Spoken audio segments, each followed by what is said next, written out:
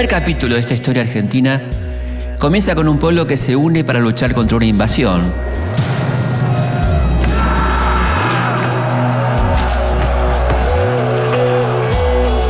Y termina con el inicio de una guerra civil.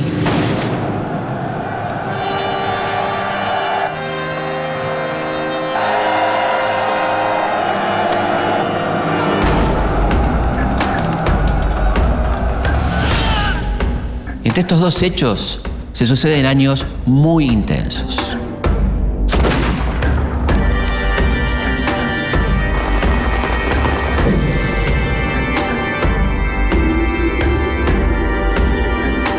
Para echar a los españoles del Río de la Plata tendrá que correr mucha sangre.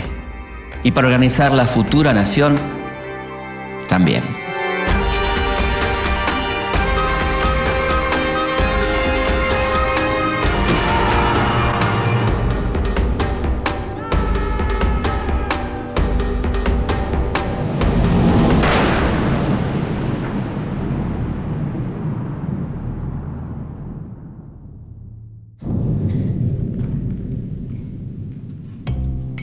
Para 1806, la ciudad de Buenos Aires es una pequeña aldea de casas bajas y calles de tierra. Tiene apenas 45.000 habitantes y es la capital del Virreinato del Río de la Plata.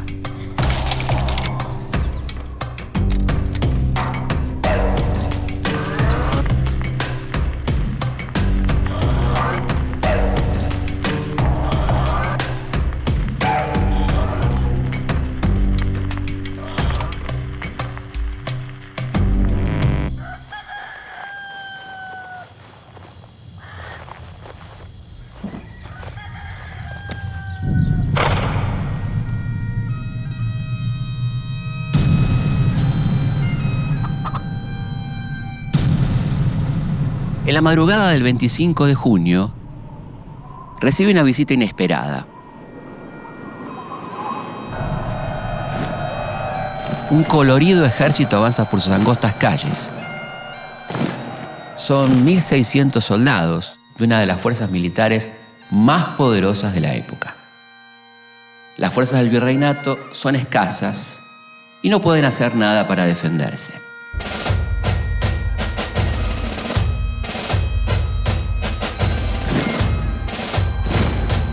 Comandados por el general William Carr Beresford, las tropas llegan sin inconvenientes hasta el fuerte, la actual Casa Rosada.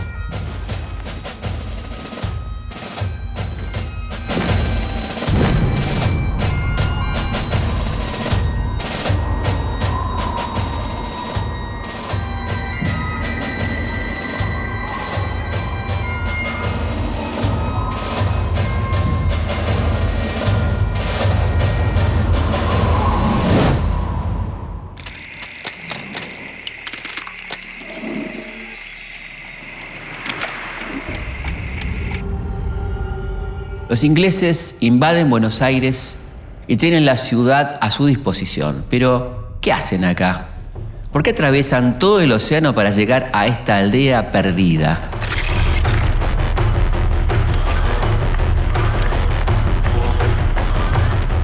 Unos años atrás, después de la batalla de Trafalgar y Austerlitz, el mundo queda dividido en dos. Europa es para Francia y los mares son para Inglaterra. Los británicos han alcanzado un gran desarrollo industrial, pero como Napoleón les prohíbe comerciar en Europa, tienen que buscar nuevos mercados. La corona británica manda una poderosa fuerza naval al sur de África. Ahí se enteran de que en Buenos Aires hay un gran botín pronto a embarcar a España y rápidamente cambian el rumbo de su expedición. Pero cuando llegan al fuerte de Buenos Aires, los ingleses descubren que el tesoro ya no está. ¿Qué pasó? El virrey Sobremonte escapó de la ciudad con toda la riqueza del virreinato, dejando a los porteños a merced de los invasores. Sobremonte es alcanzado en su camino a Córdoba y los ingleses logran hacerse con el tesoro preciado. Pero si en 1806 Buenos Aires es una pequeña aldea, ¿por qué tiene tanto dinero en sus arcas? Porque por esa época, la capital del virreinato tiene algo de producción ganadera, pero la mayor parte de sus ingresos provienen de su puerto, el lugar donde se embarcan todas las riquezas de las minas del Potosí, o sea, en el Alto Perú, de la actual Bolivia. Los ingleses toman el control del fuerte y el general Beresford se proclama encargado del gobierno. Su primer objetivo, lógicamente, terminar con la limitación que tiene la corona de comerciar únicamente con España.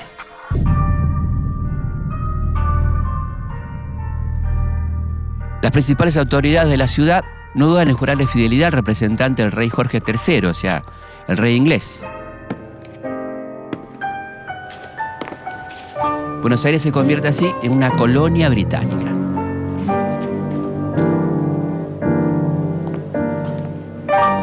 Los ingleses son muy bien recibidos por la oligarquía porteña. Se enteran de que el comandante inglés es muy goloso y le regalan grandes fuentes de dulces. Dicen que Beresford, tal vez ignorando las costumbres del país, cuando termina de comer esos dulces, se queda con todas las fuentes de plata. Los invasores son agasajados por las familias pudientes de Buenos Aires, pero al mismo tiempo son rechazados por la mayoría de la población.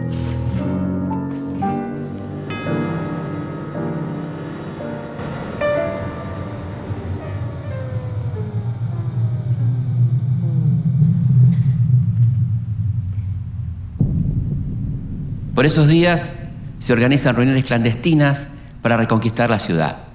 Hay muchas ideas, algunas muy llamativas, como hacer volar con explosivos el fuerte, o sea, la sede del gobierno. Pero entre los muchos proyectos que se discuten, el que logra mayor consenso es el de Liniers. Santiago Antonio María de Liniers es un marino de origen francés que sirve al ejército español como capitán de navío. Llega a Buenos Aires para instalar una planta de pastillas de carne, es decir, el antecedente de los cubitos de sopa. La empresa no se concreta, pero Liniers llega a codearse con lo más granado de la oligarquía porteña, lo que le permite conseguir un cargo militar. Después de unas semanas de entrenamiento, las milicias populares están listas para entrar en acción.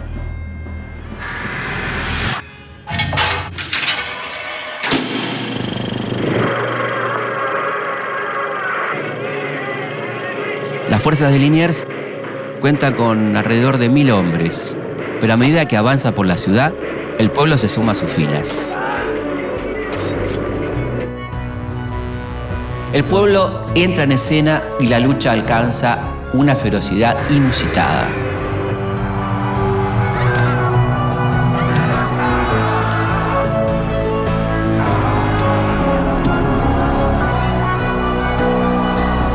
No importa la disparidad de fuerzas, lo importante es echar a los ingleses, con lo que tengan a mano.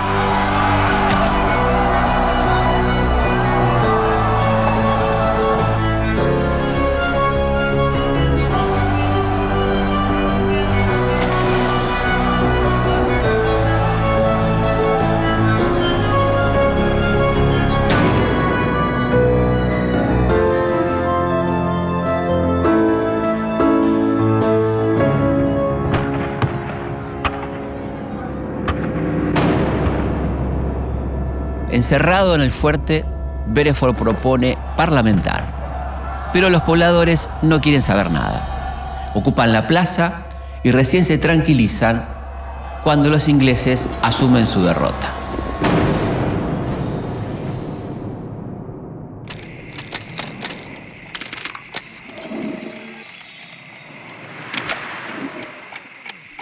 En 1806, la bandera inglesa flameó durante 46 días en Buenos Aires. La reconquista fue planificada y liderada por Liniers, pero fueron los soldados humildes, los vecinos y hombres anónimos los que hicieron posible la derrota. Con la reconquista, Liniers gana una enorme popularidad y 2 días después de la victoria, el cabildo lo designa virrey. Es la primera vez que Buenos Aires se atreve a tomar decisiones sin la autorización de la corona.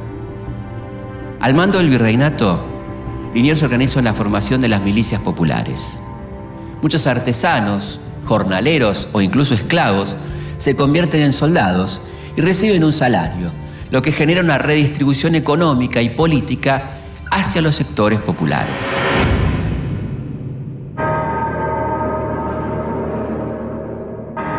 Pocos meses después, la anunciada y temida segunda invasión inglesa se hace realidad.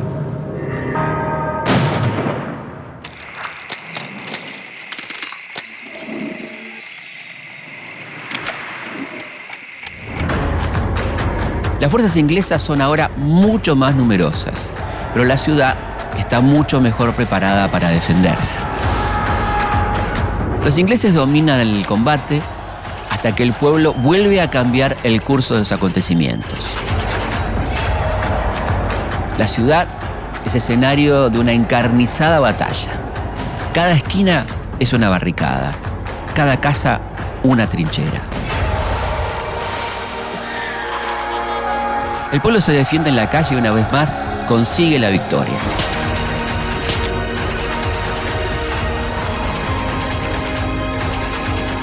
La reconquista y la defensa son un hito fundamental de nuestra historia. Si bien todavía es muy temprano para hablar de independencia, surge por primera vez la conciencia de una identidad nacional.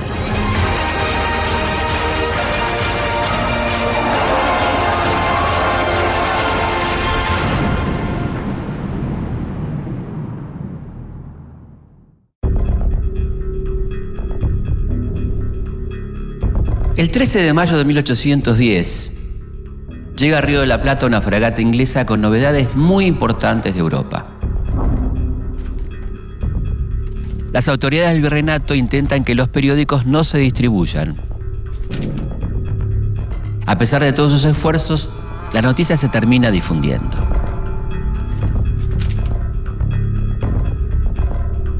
Pero, ¿qué pasó?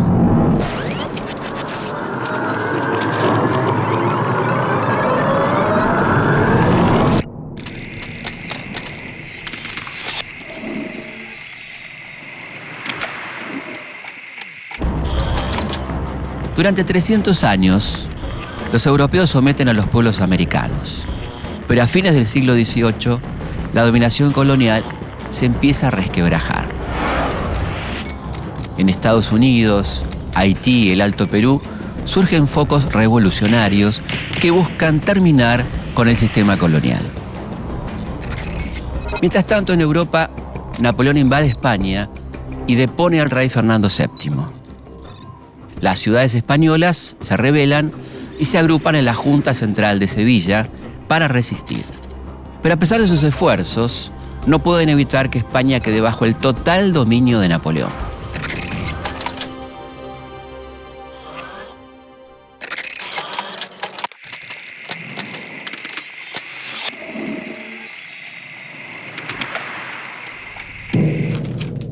Cuando esta gran noticia llega a Buenos Aires, provoca un tremendo revuelo.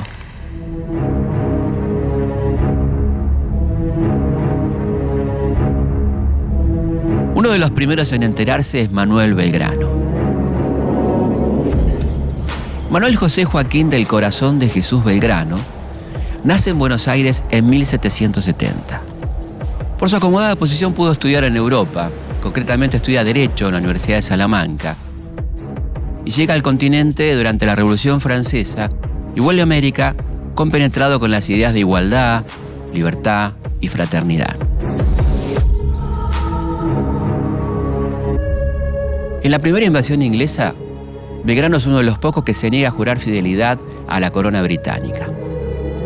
En la segunda, participa activamente de la defensa de la ciudad. A partir de ese momento, junto a otros porteños, se reúne clandestinamente para pensar en un futuro de mayor libertad para la colonia. Cuando los criollos se enteran de la caída de la corona española, le exigen al virrey Cisneros la convocatoria a un cabildo abierto.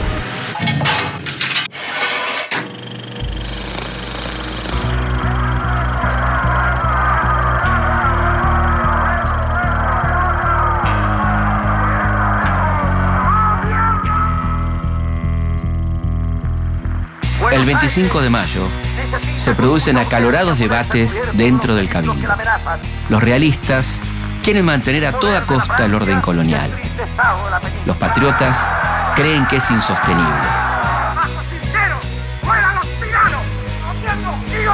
En la plaza, el pueblo presiona, exige liberarse del dominio español. Después de horas de deliberaciones, los criollos logran imponerse y el 25 de mayo de 1810 dan su primer grito de libertad.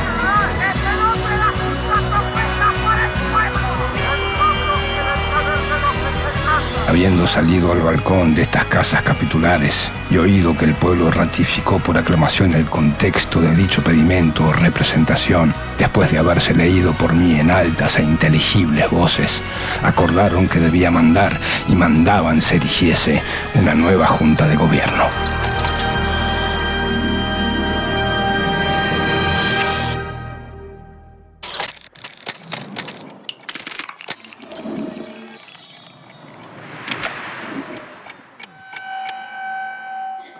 Pero expulsar a los españoles del gobierno virreinal es solamente el primer paso para la revolución. El grito de libertad del 25 de mayo es muy importante, pero apenas impacta en Buenos Aires y su periferia. Para difundir la revolución en todo el territorio, parten desde Buenos Aires 3 campañas: al Alto Perú, al Paraguay y a la Banda Oriental. El futuro gobierno revolucionario y la unidad territorial dependen de la suerte de estas expediciones. Belgrano participa de la primera Junta de Mayo, pero pocos meses después renuncia a su cargo de vocal para dirigir la expedición al Paraguay. Es abogado y economista y ahora es un general en jefe. Deberá pelear por sus ideas de justicia e igualdad en el campo de batalla.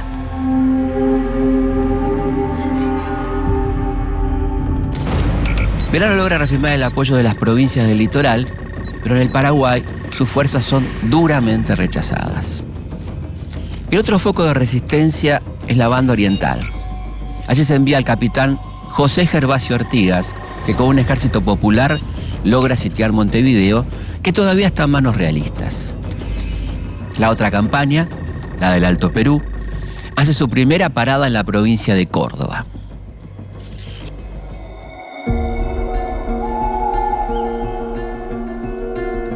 Ahí se enfrenta con uno de los principales focos de resistencia a la primera junta.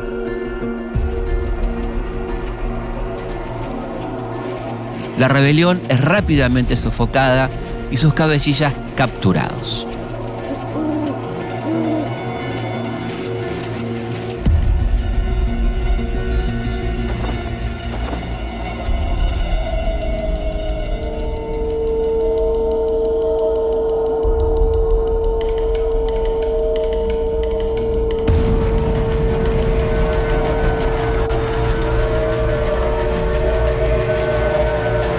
Su principal líder es un hombre bien conocido por los porteños, el héroe de la reconquista y la defensa.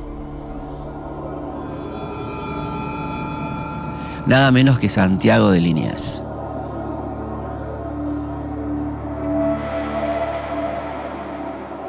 Después de la Revolución de Mayo, el francés se mantiene fiel a la corona española y no duda en defender sus intereses.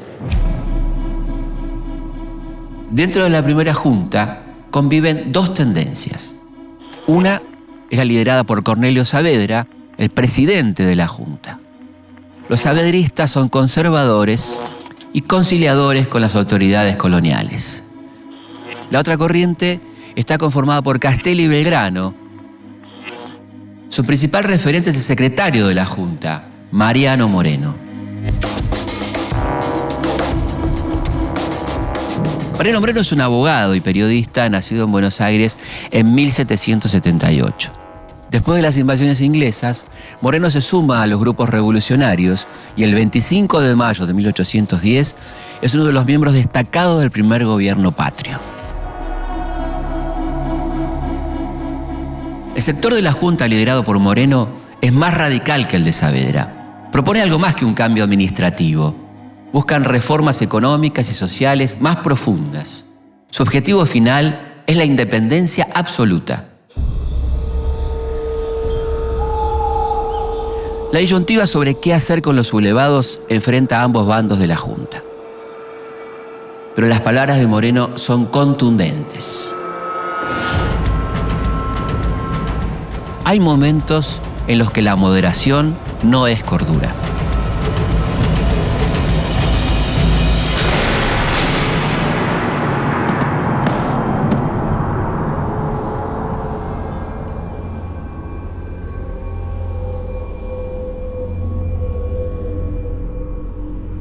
A fines de 1810, mientras estas campañas llevan la revolución al resto del virreinato, llegan a Buenos Aires los diputados de la Junta Grande. Esta junta busca incorporar a las provincias a las decisiones del nuevo gobierno, lo que recrudece el conflicto entre las distintas corrientes internas de la revolución. Moreno sabe que la mayoría de los diputados provinciales son partidarios de Saavedra y que su incorporación va a frenar sus planes de independencia. Derrotado, renuncia a su cargo y unos meses después, Saavedra le encomienda una misión diplomática a Londres.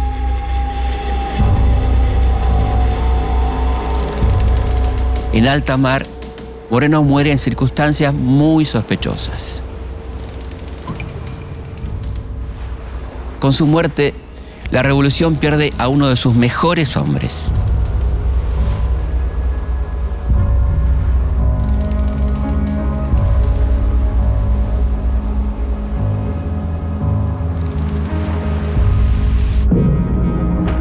Después de fusilar a Liniers, la campaña del Alto Perú avanza hacia el norte. En Suipacha consiguen una gran victoria, pero al llegar a Huaki, la derrota es tan dura que pone en peligro la lucha contra los realistas.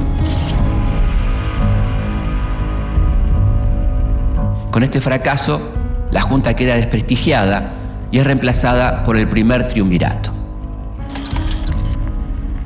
Este nuevo gobierno concentra todo el poder en Buenos Aires. Una de sus primeras medidas es poner un nuevo jefe en el Ejército del Norte. El elegido es Manuel Belgrano.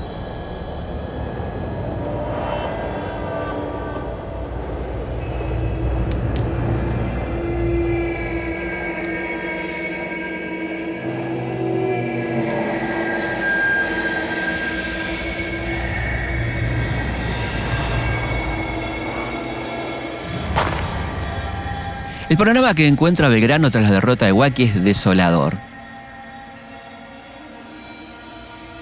Ante el avance realista desde el norte, Belgrano toma una drástica decisión. Emite un bando disponiendo la retirada de toda la población de Jujuy. La orden es contundente. Hay que dejarles a los realistas la tierra arrasada. Los jujeños emprenden su éxodo y en 5 días recorren 250 kilómetros hasta llegar a Tucumán.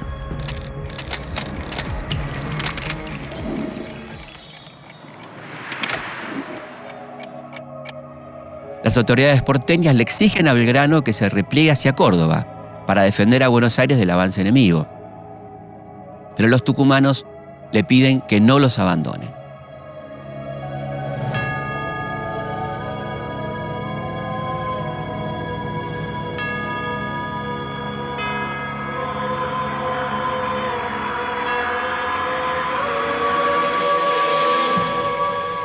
Temen la llegada de los realistas, que saqueen y destruyan todo lo que encuentran a su paso.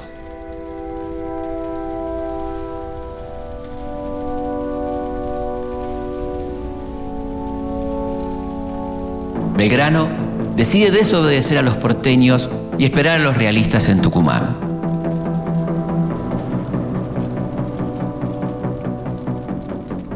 Después de 4 meses de entrenamiento, Belgrano convierte a sus tropas en una poderosa fuerza de choque. En una heroica batalla, los patriotas derrotan al ejército europeo y lo obligan a replegarse hasta Salta.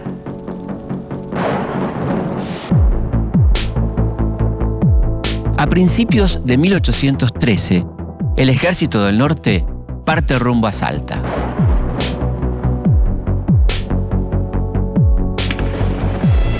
La estrategia del general es tomar por sorpresa a los realistas, que no esperan un ataque en época de lluvias.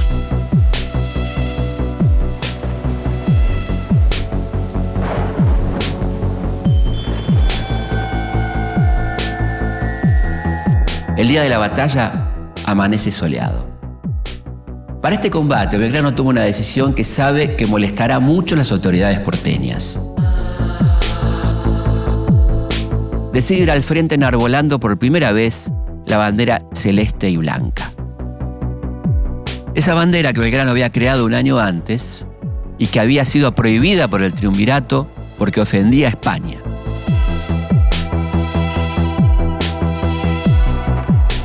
Pero él decide usarla igual, como insignia para unir a su tropa en la lucha por la independencia.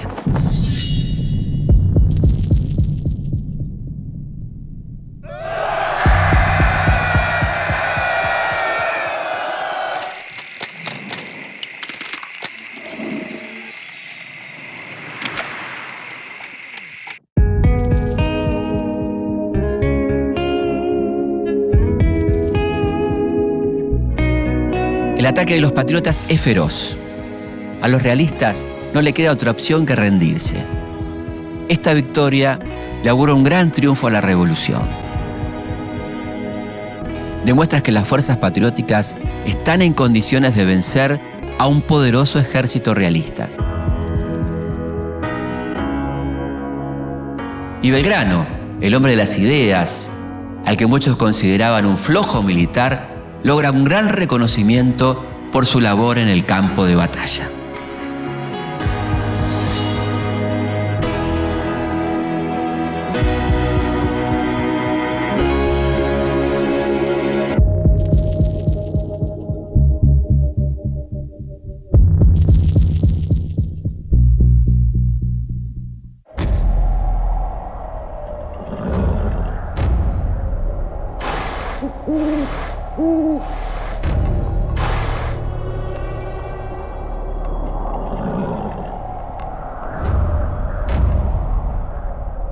En el verano de 1814, en Yatasto, tiene lugar una reunión cumbre.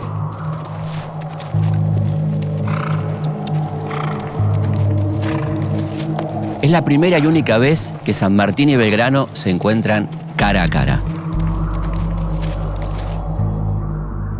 Belgrano está enfermo de paludismo y viene desde el norte, en retirada.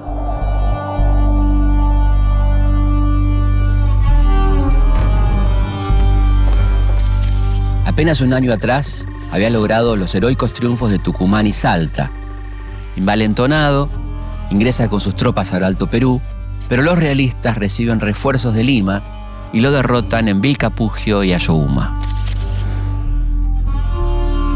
Después de estas derrotas, Belgrano debe entregarle el mando del ejército del norte a San Martín. San Martín y Belgrano son los más aguerridos defensores de la independencia. Son los que con pocos recursos deben enfrentar a los ejércitos realistas y también, más de una vez, al poder central de Buenos Aires. José Francisco de San Martín nace en Yapeyú el 25 de febrero de 1778. A los 5 años de edad, parte junto a su familia a España, donde se inicia en la carrera militar y forma parte del ejército realista.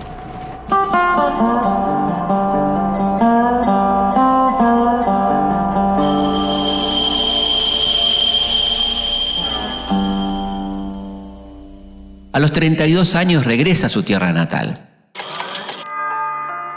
Al llegar al Río de la Plata, se le encomienda la creación de un nuevo cuerpo de ejército para custodiar las costas del Paraná de los avances realistas. Nace así el Regimiento de Granaderos a Caballo, que tiene su bautismo de fuego en San Lorenzo.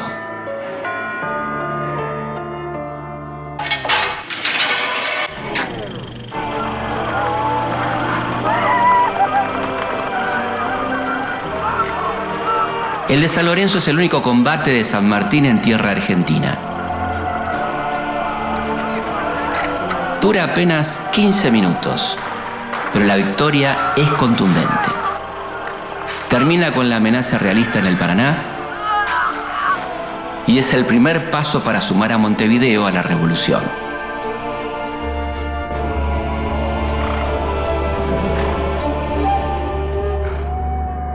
A poco de llegar, San Martín también entra en contacto con los grupos opositores al triunvirato. Junto a otros hombres, entre los que se encuentra Bernardo de Monteagudo y Carlos de Alvear, funda la logia Lautaro. Esta logia derroca al primer triunvirato e instala un segundo triunvirato afín a sus ideas. Su primera medida es convocar a la Asamblea General Constituyente y Soberana, más conocida como la Asamblea del año 13. Cuando el 25 de mayo surge el primer gobierno patrio, se termina la dominación española, pero comienzan los conflictos en torno a cómo organizar la futura nación. Hay dos modelos de país en pugna. Por un lado, las Provincias Unidas, dependientes del Poder Central de Buenos Aires, y por otro, la Liga de los Pueblos Libres, conformada por las actuales provincias de Corrientes, Entre Ríos, los pueblos de las Misiones, la Banda Oriental, Santa Fe y transitoriamente Córdoba. Esta liga, liderada por José Gervasio Artigas, exige la independencia absoluta de España y la organización de un sistema federal, para que ninguna provincia sea más que otra. Esto resulta inaceptable para los porteños, que inventan una absurda acusación de fraude para dejarlos afuera de la Asamblea del año 13.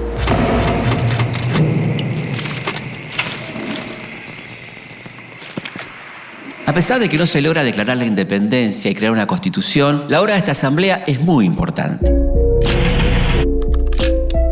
Se crean, por ejemplo, el escudo, el himno, la moneda nacional y se define el 25 de mayo como fecha patria.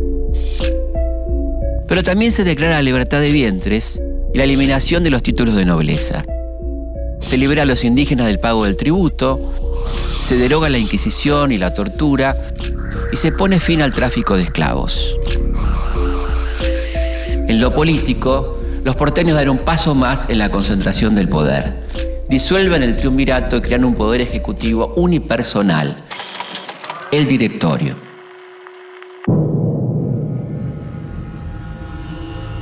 Después de su encuentro con Belgrano en Yatasto, San Martín pasa un periodo al mando del Ejército del Norte. Es ahí donde se convence de que es imposible acceder a Lima por el camino del Alto Perú. Seguir insistiendo por tierra solo traerá nuevas derrotas. Por eso San Martín cree que es el momento de poner en práctica un plan continental.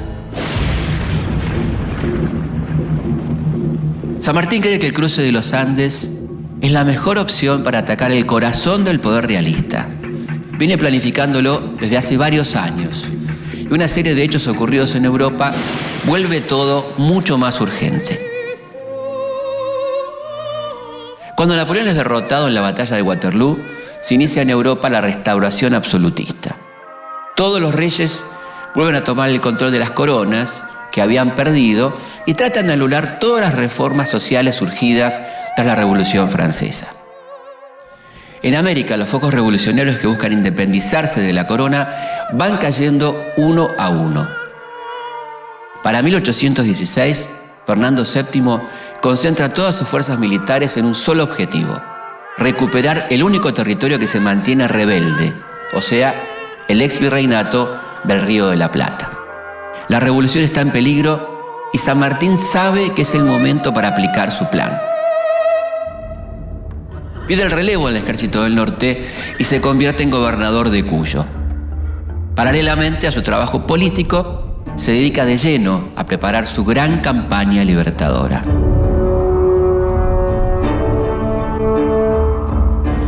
San Martín recibe apoyo económico del gobierno central, pero resulta totalmente insuficiente.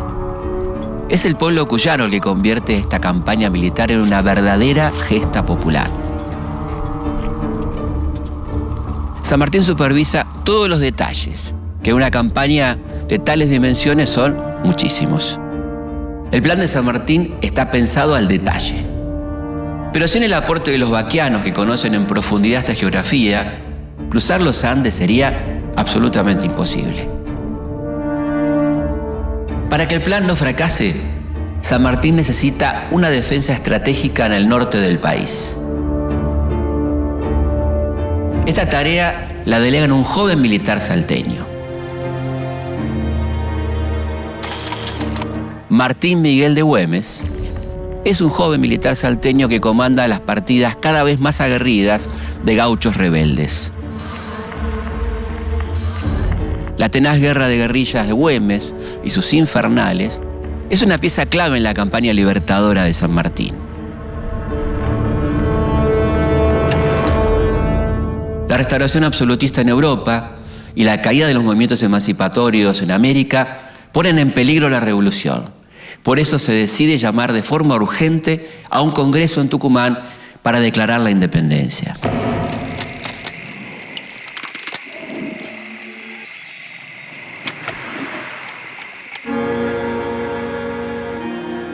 La mayoría de las provincias ven al Congreso de Tucumán como una maniobra más del centralismo porteño, pero igualmente envían diputados.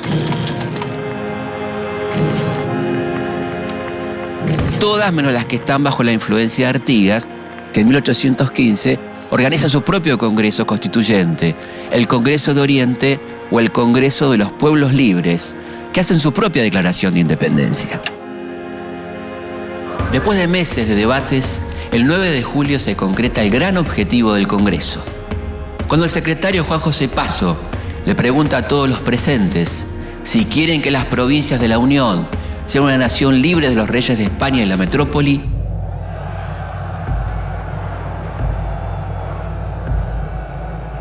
todos los diputados aprueban por aclamación.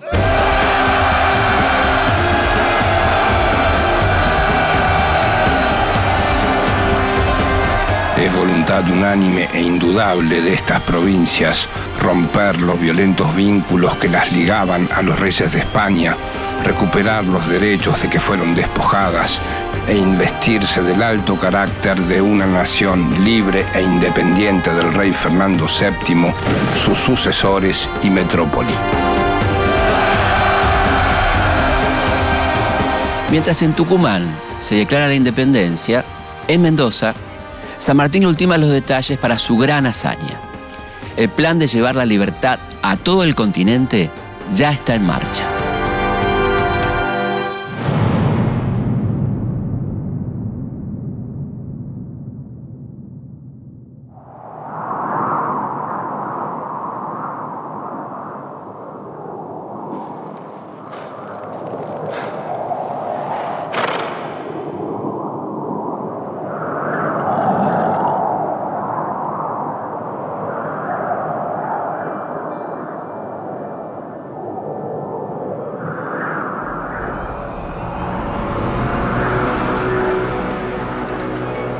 A principios de 1817, San Martín da el primer paso de su campaña libertadora.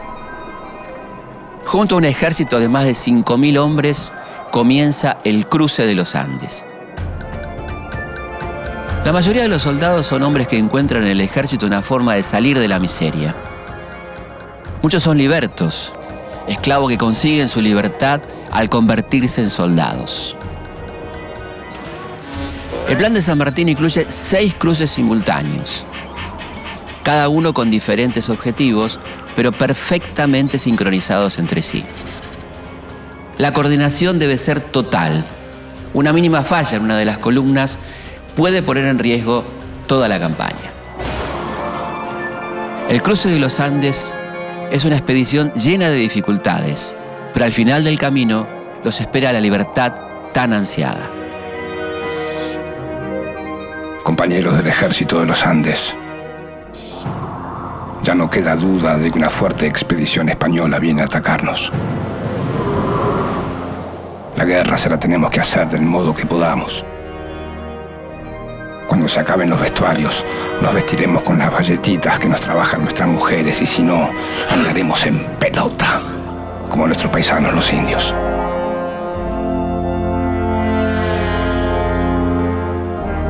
Seamos libres y lo demás no importa nada.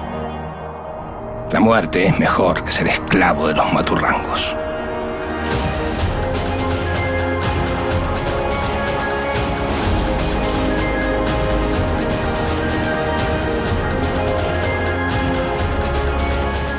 Después de 25 días, San Martín y su ejército llegan a Chile.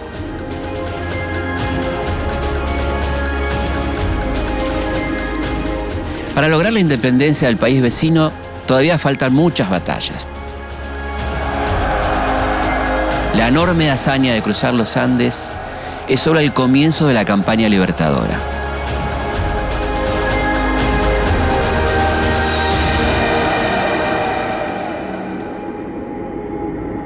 A San Martín y su ejército les lleva un año conseguir la independencia de Chile.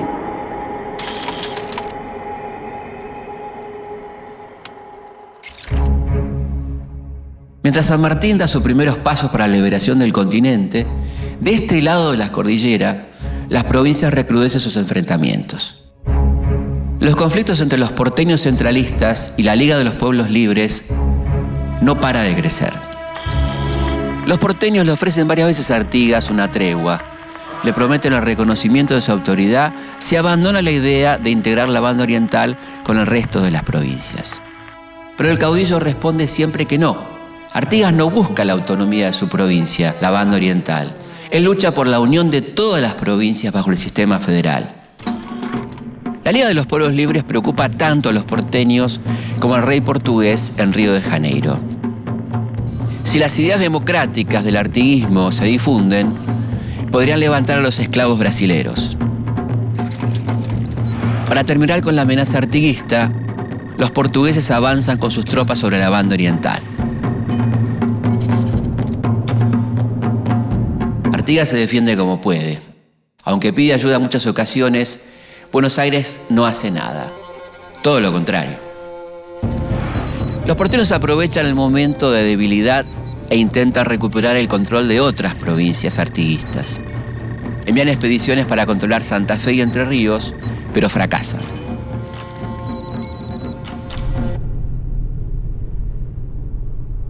Las provincias federales resisten el ataque porteño por el liderazgo de sus caudillos, Estanislao López y Pancho Ramírez.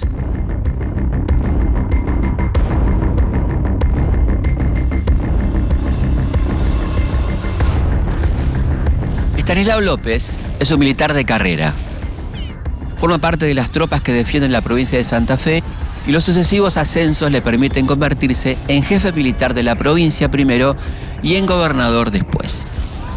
En Entre Ríos está Francisco Pancho Ramírez, fiel a la causa artiguista desde un comienzo, defiende la provincia aguerridamente y en pocos años se gana el mote de Supremo Entrerriano. López y Ramírez luchan aliados contra la hegemonía de Buenos Aires, un régimen que detestan por su centralismo. En 1819, el Congreso Constituyente, que había comenzado sus sesiones en Tucumán y luego se muda a Buenos Aires, sanciona la Constitución unitaria.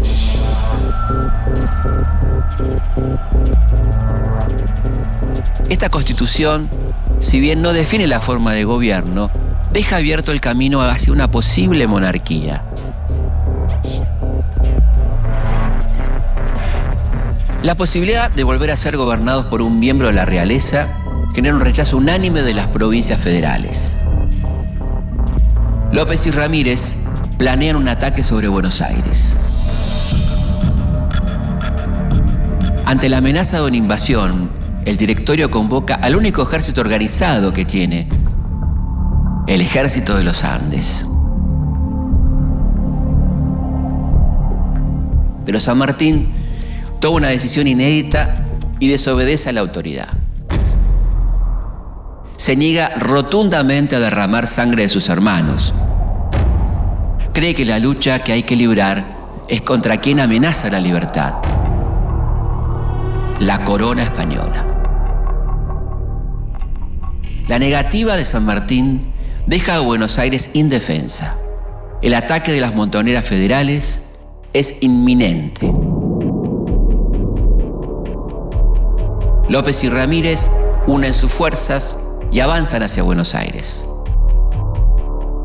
En la cañada de Cepeda, a las afueras de San Nicolás, se encuentra con las tropas porteñas.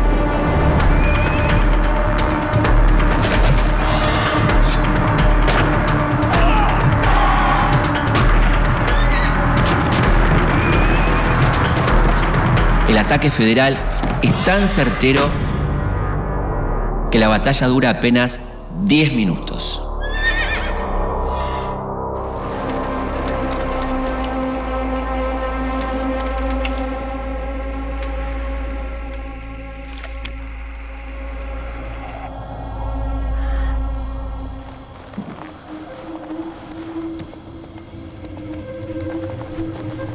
Tras el triunfo, los caudillos llegan a la ciudad. En la Plaza de la Victoria, atan sus animales a la reja de la pirámide, en un gesto humillante hacia la poderosa Buenos Aires.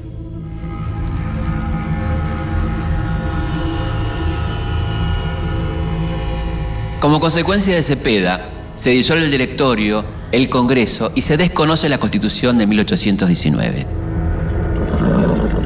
Ya no existe más un gobierno central en las Provincias Unidas del Río de la Plata.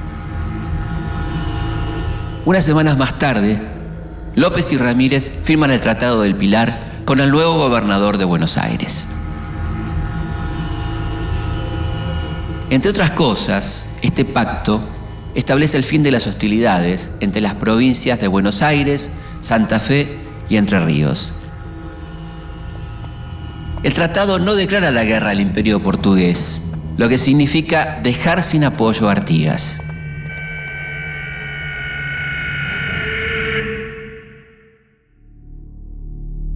La batalla de Cepeda y el posterior Tratado del Pilar ponen fin a una etapa. Como el directorio no existe más, tampoco existen las Provincias Unidas del Río de la Plata. El exilio de Artigas al Paraguay, derrotado, también termina con la Liga de los Pueblos Libres.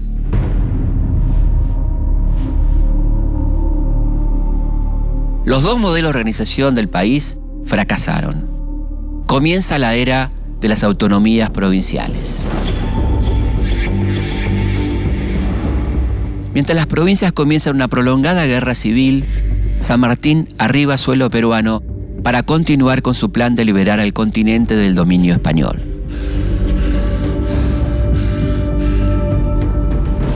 Ese mismo año, Manuel Belgrano vive sus últimos momentos. Abatido por graves problemas de salud y casi sin dinero para mantenerse, muere en el olvido el hombre que dejó todo por nuestra libertad.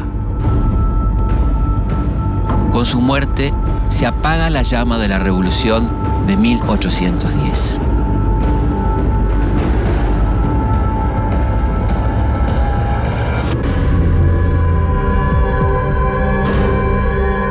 En las invasiones inglesas, el pueblo salió a defenderse y surgió por primera vez la soberanía nacional. La Revolución de Mayo echó a los españoles del gobierno virreinal. San Martín cruzó los Andes para llevar la independencia a todo el continente. Pero los conflictos entre hermanos pudieron más. Para 1820, el sueño de una nación es solo un recuerdo.